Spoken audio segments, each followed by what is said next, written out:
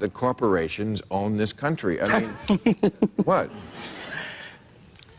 The truth. Yes. Look, you guys. Yeah, okay, but we talked about. You guys work for big corporations. You are corporations, so I take that to be the truth. Okay, Yeah, corporations don't. Yeah, I mean, saying. it's a little different. I mean, the corporations we work for are a little different than Monsanto. Okay, we were talking last week about some of the stuff that is subsidized in America agriculturally, and it's all the stuff that goes into making the worst kinds of food. It's not beets and broccoli. It's no, only there sugar should be and no salt. subsidy. There should be no subsidies for any food. Okay, but after the show, a lot of people said to me that's current. Why don't you talk about genetically modified foods?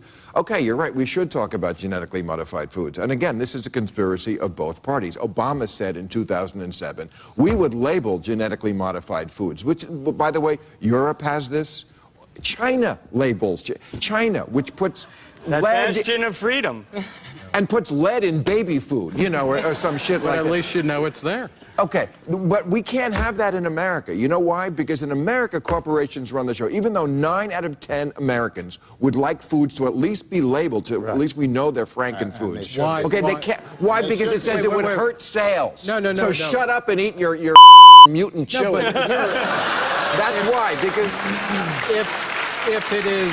if it's useful to label food, so for instance, things like fair trade coffee, if you go to Kroger, which is, if not the biggest, one of the very biggest supermarket chains in America, they use a system where you can track your produce. You can use a QR scan on your smartphone. Oh, things for like God's that. sake, who's going to do that? Can we just put it on the label like everybody else in the world? What I'm saying is that the market has, when consumers want that information, it's provided to them. Why? I don't care about genetically modified organisms, no, that's the point. Which have never been shown to hurt anybody. But you have a public role here, which is to warn people. It's not a question just What are you consumers warning them of? Of whatever it is involved in what's in the food. If it's genetically modified. Yeah, I'd like to know that. I'd like to know modified. Listen, wait a second.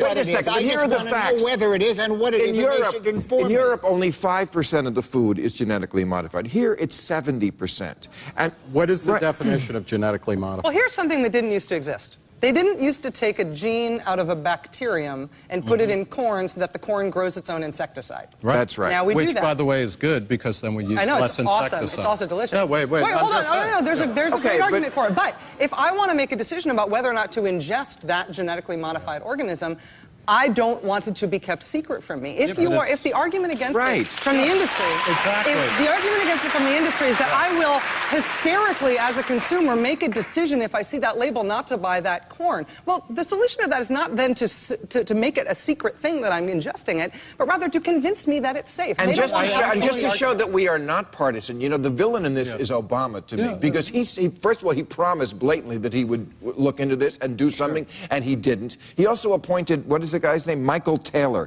Used to be a VP at Monsanto, the seat of evil. To be the food czar, the FDA deputy commissioner of foods. And of course, Monsanto's latest Frankenfood got speedy approval because this guy is in charge of it. Because it's like putting Jerry Sandusky in charge of Chuck E. Cheese. Of course he's going to approve with speediness. Should anything, if there is not a health risk, and there are not health risks but there associated may be a health wait. There may be. There are not known health risks that are associated with GMOs. Why shouldn't the labeling be voluntary? And then if you choose, voluntary. Oh yeah, I know. Voluntary in America, you've got to be nuts. Right. Let's trust the corporations to put people's health above profit, because that's what they would do. That's not what I'm saying. That's what corporations normally do.